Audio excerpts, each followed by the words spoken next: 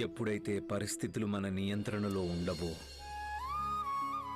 ఏదీ కూడా మన ఇష్టం, మన అవసరాలకి అనుగుణంగా జరగదో అప్పుడు మనకి నిరాశ కలుగుతుంది, మనకి కోపం వస్తుంది. ఇది యథార్థం. పరిస్థితుల మీద ఎవ్వరికి కూడా నియంత్రణ ఉండదు అనేది. కానీ మనం విషమ పరిస్థితుల్లో, కష్టకాలంలో ఏం చేస్తామో, ఏం మాట్లాడుతూ ఉంటామో దాని మీదైతే మనం నియంత్రణ సాధించగలంగా. కష్టకాలంలో ఎవరినో కోప్పడి, ఎవరినో దుర్భాషలాడి మనం మన మనసుని ఇంకా వికలం చేసుకుంటున్నాం. మంచి మాటలు మాట్లాడండి, మనసు ప్రసన్నంగా ఉంటుంది. అందరితో మర్యాదగా మసులుకోండి, అదే మీకు మీ శ్రీరామ రక్ష.